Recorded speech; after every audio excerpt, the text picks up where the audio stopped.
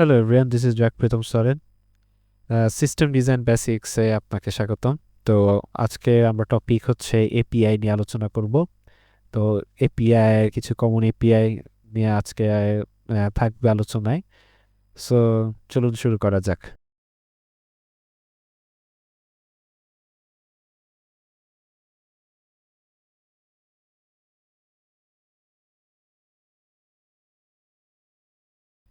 First of all আমরা যদি আসি যে এপিআই জিনিসটা কি, ঠিক আছে? এপিআই হচ্ছে ফুল ফর্ম হচ্ছে অ্যাপ্লিকেশন প্রোগ্রামিং ইন্টারফেস। তো এপিআই জিনিসটা কি, যে আমরা মানুষেরা কি, আমরা সোশ্যাল, ঠিক আছে? যে আমরা একে অপরের সাথে কমিউনিকেট করি, না কথাবার্তা বলি, গল্প করি, ঠিক আছে? তো কম্পিউটার যখন একে অপরের সাথে কমিউনিকেট করতে চায়, একে অপরের সাথে যখন কানেক্টিভিটি তার দরকার পড়ে, তখন সে এপিআই থ্রুতে সে একে অপরের সাথে কমিউনিকেট করে, ঠিক আছে? কথোপকথন হয় এপিআই থ্রুতে। এপিআই সে আমাকে লিঙ্ক আপ করে দিচ্ছে একটা ডিভাইস থেকে আরেকটা ডিভাইসে, বা একটা মাধ্যম থেকে আরেকটা মাধ্যমে। সে এপিআই থ্রুতে আমরা ডেটা আদান প্রদান করছি, সেটার মাধ্যমে আমরা বিভিন্নভাবে ইনফরমেশন শেয়ার করছি। সো আমার যা দরকার আমি সেটা নিতে পারছি, রিসিভ করতে পারছি, সেটা দিতে পারছি। সো দিস ইজ এপিআই, ঠিক আছে? সো এপিআই হচ্ছে কি, আমাকে কমিউনিকেশনের জন্য আমাকে সাহায্য করে, ঠিক আছে? তো এবার আসি কিছু কমন এপিআই যেটা আমরা সচরাচর আমরা ইউজ করে থাকি, আমাদের আমাদের সিস্টেমে ইউজ হয়ে থাকে এবং আমরা ইউজ করে থাকি, ঠিক আছে? তো ফার্স্ট অফ অল আসি আমাদের এপিআইগুলোর মধ্যে। আমাদের আছে হচ্ছে রেস্ট এপিআই, তারপরে আছে আমাদের গ্রাফকিউএল, ঠিক আছে? তারপরে আছে আমাদের আছে জিআরপিসি, ঠিক আছে? তো এগুলো নিয়ে আমরা আলোচনা করব। তো চলুন আস্তে আস্তে আমরা শুরু করি। তো first of all rest API তে আমরা আগে যাব না, আগে আমরা শুরু করি হচ্ছে গ্রাফকিউল দিয়ে, তারপরে আমরা রেস্ট এপিআই এবং জিআরপিসি নিয়ে আলোচনা করব, ঠিক আছে? তো ফার্স্ট অফ অল আসি আমি হচ্ছে গ্রাফকিউল। তো গ্রাফকিউল জিনিসটা কি, গ্রাফকিউল আমাকে কি লেভেলের সাহায্য করে থাকে আমরা একটু দেখার চেষ্টা করি, ঠিক আছে? সো রেস্ট এপিআই এর কিছু ফ্লস ছিল, প্রবলেম ছিল, যেটা গ্রাফকিউল সলভ করার জন্য, অর্থাৎ আপডেটেড ভার্সন বলতে পারেন। তো তার অনেক কিছু সলভ করেছে।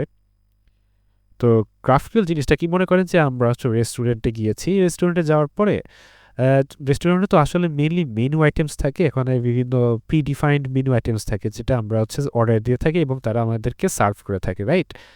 গ্রাফকিউলে আপনি কি করতে পারবেন, যে আপনি অর্ডার দিতে পারবেন, কাস্টমাইজ করতে পারবেন। মনে করেন বার্গারে আপনি এই ইনগ্রিডিয়েন্টস আপনি হচ্ছে চাচ্ছেন যে বার্গারের ভিতরে আপনি এই চিজ দেবেন বা চিজ দেবেন না, বা আপনি হচ্ছে মাংস বা যে মিট বা যেটা থাকে আপনি সেটাকে হয়তো কাস্টমাইজ করতে পারবেন। সো আপনার যেরকম দরকার আপনি সেভাবে অর্ডার করতে পারবেন। সো গ্রাফকিউল আপনাকে সেই ফ্লেক্সিবিলিটি, সেই ইন্ডিপেন্ডেন্ট ব্যাপারটা আপনাকে সে দিচ্ছে, যে আপনার যা দরকার, যতটুকু দরকার আপনি সেটা অর্ডার করতে পারবেন, ঠিক আছে? সো আপনি যদি মনে করেন যে আপনি হচ্ছে বার্গারের বান, যে মানে বন রুটি, ঠিক আছে? সো এই বান অর্ডার দিলেন, তারপরে ভিতরে যে মাংস বা মিট থাকে সেটা অর্ডার দিলেন আলাদাভাবে, তারপরে আপনি হচ্ছে চিজ আলাদাভাবে দিয়ে আপনি নিজে সেটাকে বানিয়ে খেলেন, সেভাবেও আপনি করতে পারবেন। সো গ্রাফকিউল কি আপনাকে পুরো সেই ফ্লেক্সিবিলিটি দিচ্ছে যে আপনি কাস্টমাইজ করতে পারবেন, ঠিক আছে? সো আপনার মনে করেন যে আপনার সার্ভার থেকে একটা ইউজারের আইডি এবং ইউজার নেম দরকার, ঠিক আছে?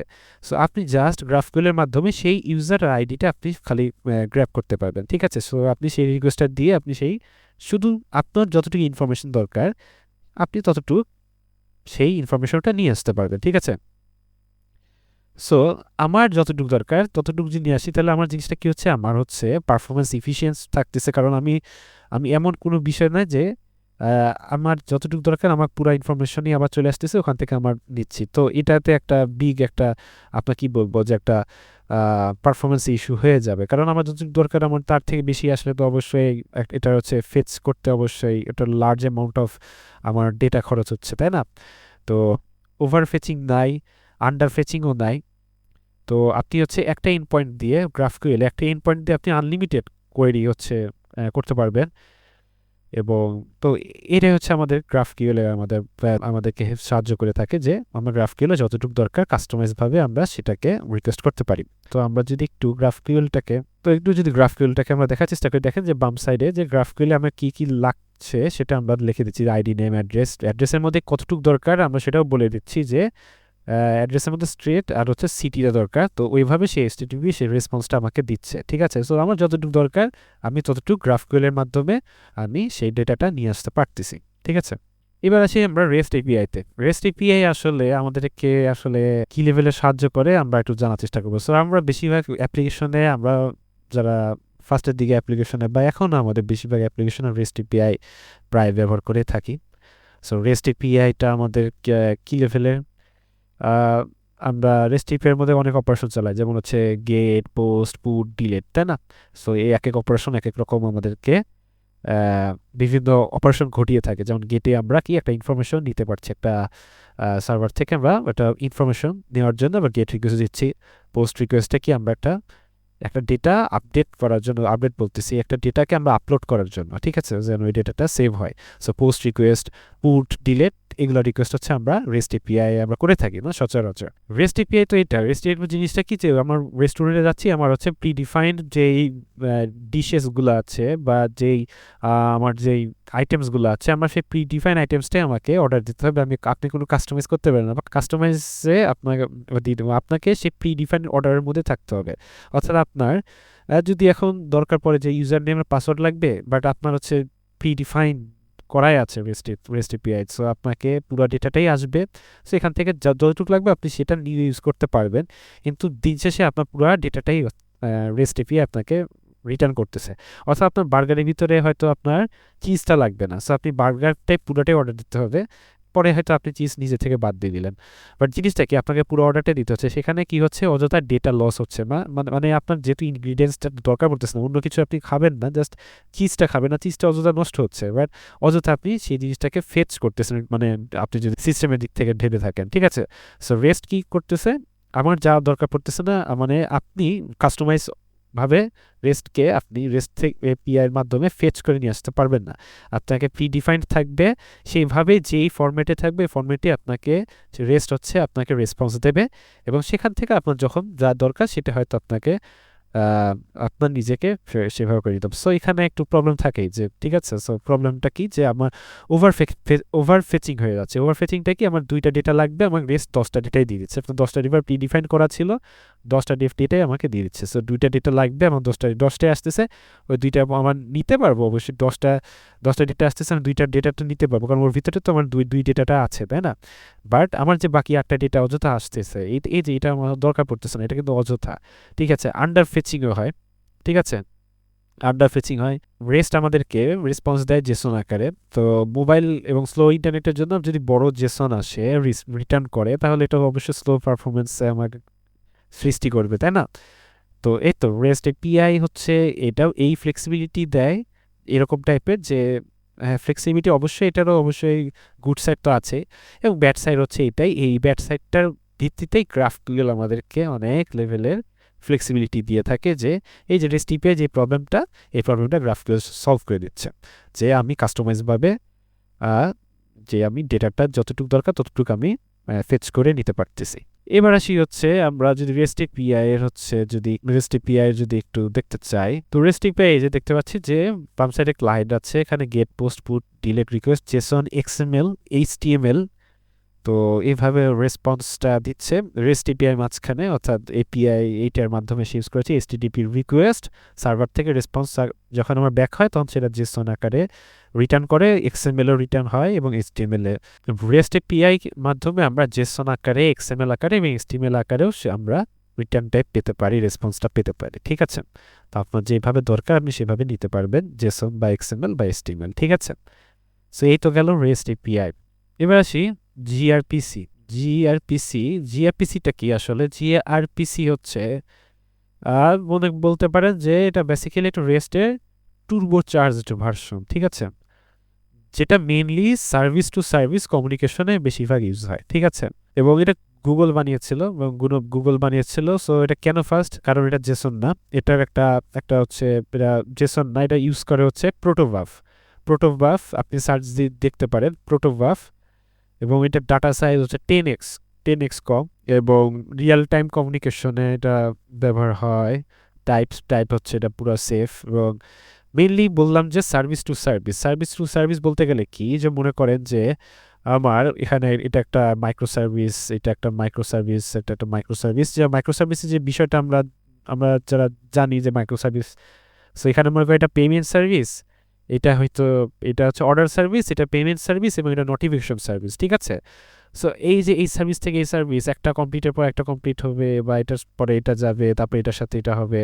সো এই যে সার্ভিস সাথে একে অপরের সাথে কমিউনিকেশন যেটা যেভাবে ঘটে এটা জিআরপিসির মাধ্যমে হয়ে থাকে, ঠিক আছে। সার্ভিস টু সার্ভিস জিআরপিসির মাধ্যমে তারা একে অপরের সাথে কমিউনিকেট করে থাকে। তো জিআরপিসি আসলে কিভাবে কমিউনিকেট করে, মনে করেন যে আপনি হচ্ছে রেস্টুরেন্টে গিয়েছেন, ঠিক আছে। রেস্টুরেন্টে যাওয়ার পর আপনি দিলেন যে বার্গার আর হচ্ছে আচ্ছা ফ্রেঞ্চ ফ্রাই বা ফ্রাইস অর্ডার করলেন, ঠিক আছে। সো যে যে আপনার যে ওয়েটার ছিল, ওয়েটার যখন কিচেনে যায় শেফকে সে কি বলছে, আপনি হয়তো অর্ডার দিয়েছেন বার্গার এবং ফ্রাইস, ঠিক আছে। এবং সে ওয়েটার সে কিচেনে যায়, সে একটা বলতে গেলে শর্ট হ্যান্ড কোড ইউজ করছে। লাইক হচ্ছে সে কিচেনে যায় বলছে যে B+F টেবিল নম্বর 1, ঠিক আছে। সো কিচেনে সে শেফকে বলছে B+F টেবিল নম্বর 1। সো শেফ বুঝে ফেলছে যে আসলে কি অর্ডার দিয়েছে, বিতে হচ্ছে বার্গার, এফ হচ্ছে ফ্রাইস এবং টেবিল নম্বর 1-এ বার্গার অ্যান্ড ফ্রাইস অর্ডারটা দিয়েছে। সো এই যে আপনার যেই ইনফরমেশনটা সেটাকে সে একটা শর্ট হ্যান্ড কোডে কনভার্ট করে নিচ্ছে এবং কনভার্ট করে সে যেখানে দরকার পাঠানো সেখানে কমিউনিকেট করতেছে। সো এইটা হচ্ছে জিআরপিসি আসলে কিভাবে জিনিসটাকে কনভার্ট করছে, কিসে কনভার্ট করছে, সেটা কি বাইট কোডে কনভার্ট করছে না বাইনারি কোডে কনভার্ট করছে, সেটা অবশ্যই আপনারা গুগল সার্চ দিয়ে দেখবেন যেটা আসলে কীভাবে। এটা আমি হাই লেভেলে আলোচনা করছি, সো হাই লেভেলে জাস্ট আমি সহজভাবে বোঝাচ্ছি যে এটা কীভাবে আসলে একে অপরের সাথে কমিউনিকেট করে। সো কমিউনিকেট হয় শর্ট হ্যান্ডে, মানে এটাকে একটা বলতে পারেন শর্ট হ্যান্ড কোড, ছোটোখাটো কোড। সো এটাকে কনভার্ট করে, ডিকোড করে, এনকোড করে। সো এইভাবে জিআরপিসি ইউজ হয়ে থাকে, ঠিক আছে। সো জিআরপিসি কী করছে যে আপনি যে একটা ইনফরমেশন নেবেন সেটাকে সে কনভার্ট করছে শর্ট হ্যান্ডে এবং যেখানে যে সার্ভিসের দরকার সেভাবে শর্ট হ্যান্ডে খুবই ফাস্ট সে কমিউনিকেট করতে পারছে, ঠিক আছে। সো এই তো জিআরপিসি, গ্রাফকিউএল এবং রেস্টের উদাহরণ এবং এইগুলা কিভাবে কাজে আসে। সো আমরা একটু চলেন আমরা যদি একসাথে কম্পেয়ার করি যে রেস্ট, গ্রাফকিউএল আর জিআরপিসি আসলে কিসের জন্য বেস্ট। সো রেস্ট হচ্ছে বেস্ট ফর সিম্পল ক্রুড বা ক্রাড অ্যাপ্লিকেশনের জন্য, অর্থাৎ ক্রিয়েট, রিড, আপডেট, ডিলেট এই অ্যাপ্লিকেশনের জন্য rest API best. Browser friendly, easy to understand but slow for complex data যদি বড় হয়, কমপ্লেক্স হয় তাহলে সেটা স্লো অবশ্যই অন্যগুলোর তুলনায়, ঠিক আছে। গ্রাফকিউএল কি best for app where UI frequently data fetch করে। সো যে সমস্ত ইউআই ফ্রিকোয়েন্টলি ডাটা ফেচ করে সেটার জন্য গ্রাফকিউএল অবশ্যই বেস্ট। আপনি এক কলে মাল্টিপল ডাটা ফেচ করতে পারবেন, ঠিক আছে। Perfect for front-end heavy apps, যেটা ফ্রন্ট-এন্ড অনেক হেভি অ্যাপস সেগুলোর জন্য গ্রাফকিউএল বেস্ট, বাট সেট আপটা অনেক কমপ্লেক্স, ঠিক আছে। সো এইসব বিষয় না, কারণ আপনি গ্রাফকিউএলে যখন শিখবেন এগুলো সেট আপে আপনি অভ্যস্ত হয়ে যাবেন। জিআরপিসি আপনার হচ্ছে বেস্ট ফর মাইক্রো সার্ভিসেস, যেহেতু মাইক্রো সার্ভিসের কমিউনিকেশনের জন্য আমি বলেছি যে সার্ভিস টু সার্ভিস সেটার জন্য ইউজ হয়ে থাকে। Real time streaming, data transfer fast data ট্রান্সফারে এই তো জিআরপিসি এখানে ইউজ হয়। এই তো ছিল এপিআই এর আলাপ, যে এপিআই আসলে কিছু কমন এপিআই, রেস্ট, গ্রাফকিউএল এবং জিআরপিসি। তো আশা করছি ভিডিও থেকে আপনি কিছু শিখেছেন এবং সামনে অন্য কোনো সিস্টেম ডিজাইন বেসিক্স টপিকে দেখা হবে এবং অথবা অন্য কোনো ভিডিও টপিকে দেখা হবে। ততদিন ভালো থাকবেন, ধন্যবাদ সকলকে, থ্যাংক ইউ।